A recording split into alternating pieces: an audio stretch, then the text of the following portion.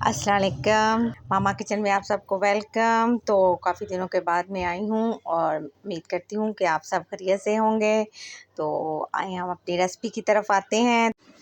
तो सबसे पहले 1 लीटर दूध लेंगे और उसे उबालने के लिए मैंने रख दिया था और दूध उबल गया। मैंने कस्टर्ड अलहदा तैयार किया था, थोड़ा दूध लेकर बचा लिया था, वो मैं इसमें डाल रही हूँ। कस्टर्ड के साथ मिला लिया था। अब हम दोनों को अच्छी तरह से मिक्स करेंगे और चमचे को बराबर हिलाते जाएंगे।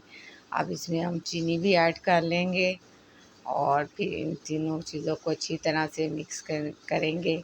अब मैंने इसमें इलायची डाली हैं 3, ताकि खुशबू भी आएगी कस्टर्ड में इस।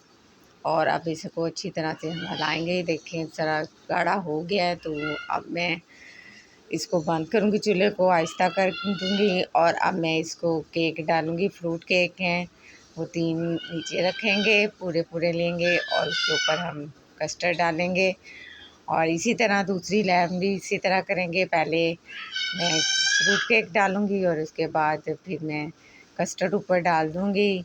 अब गार्निश के लिए भी हम फ्रूट केक का इस्तेमाल करेंगे। फ्रूट केक को साइडों पे लगाएंगे और ये बहुत ज़्यादा यमी और मज़ेदार बनेगा। फ्रूट केक और कस्टर्ड इन दोनों को हम मिक्स कर लेंगे। और ये पूरा मैंने इसलिए डाला है, जब निकालेंगे तो बहुत ही मज़ेदार बनता है। घर में गेस्ट आ रहे हैं या फैमिली के लिए, तो ये आप ज़रूर बनाएं और ट्राई करें। बहुत मज़े का बनता है और बहुत मज़ेदार है।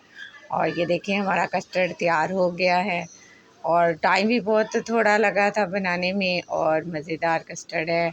ज़रूर ट्राई कीजिएगा और लाइक कीजिएगा, सब्सक्राइब कीजिएगा और दुआओं में याद कीजिएगा। शुक्रिया।